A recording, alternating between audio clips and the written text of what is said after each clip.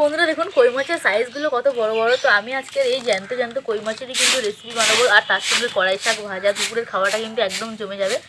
তো মাঝখানের এই মাছটা দেখুন কত বড়, একটা কাঁটা মারলেই ব্যাস।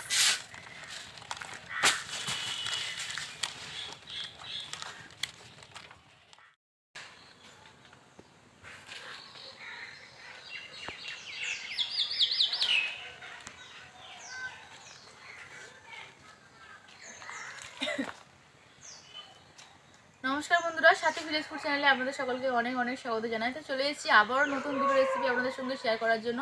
তো এখন কিন্তু ঠান্ডা ঠান্ডা পড়ছে, এই সময় কিন্তু অনেক রকম শাক সবজি পাওয়া যায়। তো দেখতেই পাচ্ছেন আমার হাতে এখানে ঝুড়িতে রয়েছে কড়াই শাক। তো কড়াই শাকটা কীরকম হয় আপনাদেরকে একটু দেখাই। এই যে দেখুন কড়াই শাকটা এরকম দেখতে হয় এবং এই ওপরের দিকটায় কড়াইয়ের মতো থাকে। তো এই কড়াই শাকটা কিন্তু বেগুন দিয়ে খেতে হয়, খেতে কিন্তু দারুণ লাগে। কড়াই শাক বেগুন দিয়ে ভাজা। তো আমি আজকের এই শাকটা ভাজা করব বেগুন দিয়ে, আর জ্যান্ত কই মাছের ঝোল করব। তো আমি আজকে রেসিপি দুটো কীভাবে বানাচ্ছি আপনারা প্লিজ একটু পুরো ভিডিওটা দেখবেন। তো এখন আমি বাড়ির দিকে যাব, গিয়ে প্রথমে শাকটাকে কাটবো, তারপর মাছগুলোকেও কেটে নিতে হবে। তো আপনারা একটু ভিডিওটা দেখতে থাকুন। তো বন্ধুরা বসে পড়েছি ঘুটে নিয়ে এবং শাকগুলো নিয়ে, শাকগুলোকে এখন আমি একটু কেটে নেব। শাকটাকে কিন্তু একটু ঝিরিঝিরি করে কাটতে হবে। প্রথমে আমি দুভাগ করে নিলাম, নিয়ে এক জায়গায় করে নিয়ে এখন এটাকে কাটবো।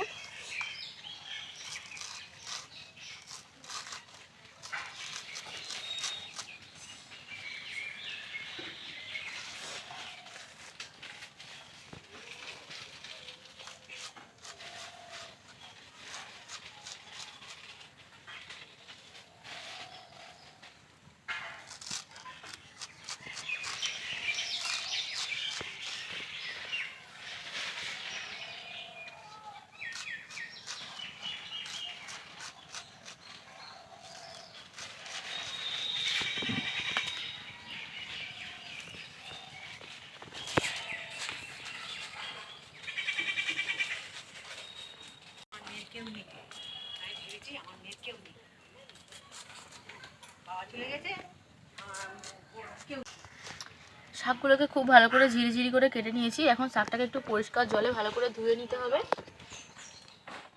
তো বড় কই মাছটাকে আমি আগে কেটে নিচ্ছি। মাছের মাথাটাকে কিন্তু ভালো করে চেপে ধরলে মাছ আর কাঁটা মারতে পারে না। তো মাথাটাকে খুব ভালো করে চেপে ধরেছি। এখন এর কাঁটাগুলোকে ভেঙে নেব।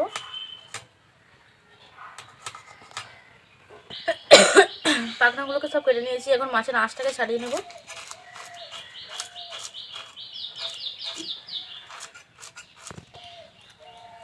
আঁশ ছাড়িয়ে নিয়েছি। মাছের মাথা থেকে এই কানগুলোটাকে বার করে ফেলে দিতে হবে।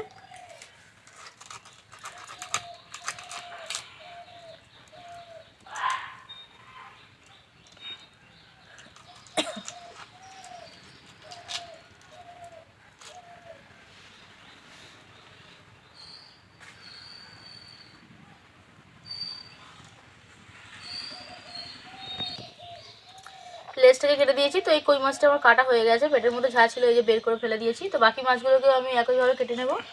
তো বন্ধুরা সব কিছু কেটে কুটে গুছিয়ে নিয়ে চলে এসেছি রান্নাঘরে। তো আমি এখানে মাছের ঝোলের রেসিপিটার জন্য কুমড়ো আলু একটু বড় বড় সাইজ করে কেটে নিয়েছি।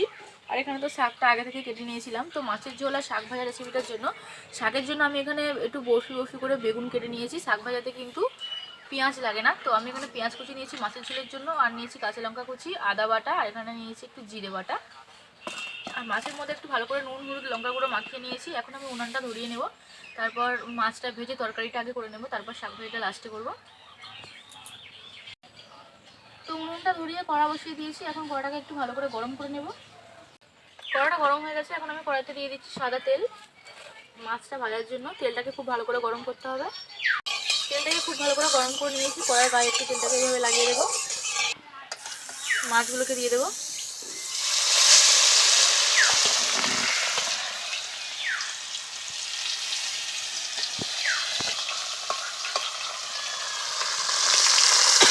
মাছগুলোকে একটু লাল লাল করে ভেজে নেবো ভালো করে। মাছগুলোকে খুব ভালো করে লাল লাল করে ভেজে নিয়েছি। এখন তুলে নেব। তো বাকি মাছগুলোকে আমি একইভাবে ভেজে নেব। মাছ ভাজার তেলের মধ্যে আমি আরেকটু সর্ষের তেল দিয়ে দেবো। তেলের মধ্যে 1 চামচ 5 ফোড়ন দিয়ে দিলাম।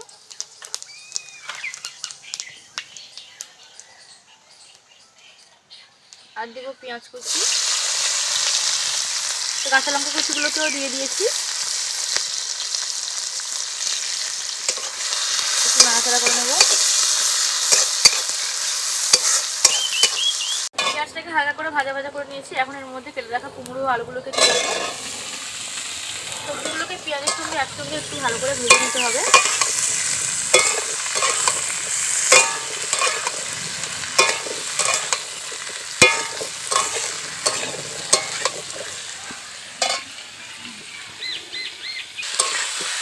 পেঁয়াজের সঙ্গে সবজিগুলোকে খুব ভালো করে ভেজে নিয়েছি। এখন আমি এর মধ্যে গুঁড়ো মশলাগুলোকে দিয়ে দেবো।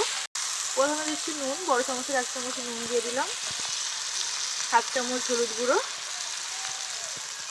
1/2 চামচ লঙ্কার গুঁড়ো। এটাকে একসঙ্গে একটু ভালো করে কষিয়ে নেব।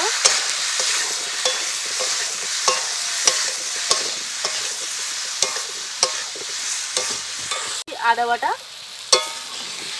দিয়ে একটু ভালো করে কষিয়ে নেব।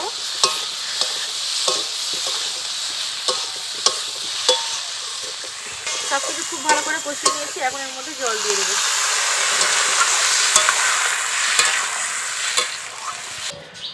তো পরিমাণ মতো জল দিয়ে দিয়েছি। এখন আমি এটা ঢাকা দিয়ে দেবো। সবজিগুলো একটু কিছুক্ষণ সিদ্ধ হতে সময় লাগবে। তো বেশ কিছুক্ষণ হয়ে গেছে। এখন আমি ঢাকাটাকে একটু খুলে দেখি সবজিগুলো সিদ্ধ হয়েছে কিনা। তো তরকারিটাতে কিন্তু খুব ফুটছে, একদম ধোঁয়া উঠছে। সবজিগুলো দেখে মনে হচ্ছে সিদ্ধ হয়ে গিয়েছে।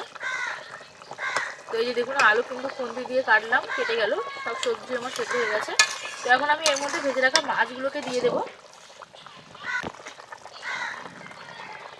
তো মাছ দেওয়ার পর তরকারিটাকে ভালো করে ফুটিয়ে নিয়েছি। এখন আমি এখানে যে জিরে বেটে রেখেছিলাম, জিরে বাটা দিয়ে দিচ্ছি। তো দিয়ে দিয়েছি। জিরে বাটা দেওয়ার পর কিন্তু নাড়াচাড়া করতে নেই। এখন আমি একটু ঢাকা দিয়ে দিচ্ছি যাতে গন্ধটা উড়ে না যায়। আগে আমি খুলছি।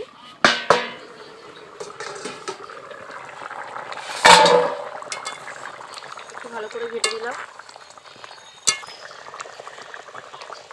তো আমার আজকের কই মাছের রেসিপিটা কিন্তু রেডি হয়ে গেছে। এখন আমি এটাকে নামিয়ে নেব। তো মাছের ঝোলটা হয়ে গিয়েছে। এখন আমি শাকটা ভাজবো। তো শাকটা ভাজার জন্য আমি বেগুন নিয়েছি। সেই বেগুনের মধ্যে আমি একটু নুন হলুদ মাখিয়ে রেখেছি। বেগুনটাকে আগে একটু ভালো করে ভেজে নিতে হবে। কড়াইতে সাদা তেল দিয়ে দিচ্ছি। তেলটাকে একটু ভালো করে গরম করে নেব। করে তেল গরম করে দিচ্ছি। এখন কড়াইতে দিয়ে দিচ্ছি বেগুনগুলো। বেগুনগুলোকে একটু ভালো করে ভেজে নেব।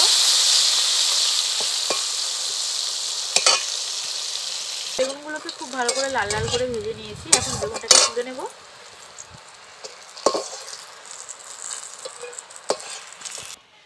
দুটো শুকনো লঙ্কা নিয়েছি গোটা, এটাকে তেলের মধ্যে একটু কেটে কেটে দিয়ে দিচ্ছি। এখন এর মধ্যে শাকটাকে দিয়ে দেবো।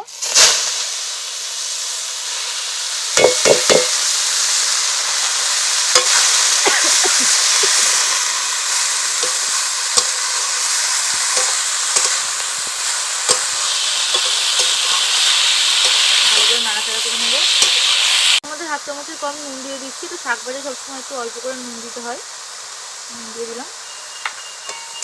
দিয়ে একটু ভালো করে নাড়াচাড়া করে নেবো।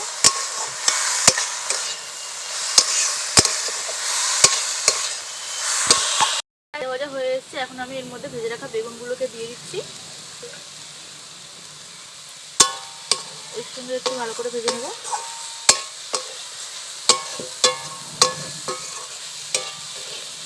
বন্ধুরা, বেগুন দিয়ে কড়াই শাক ভাজা কিন্তু হয়ে গিয়েছে। এখন আমি এটাকে নামিয়ে নেব।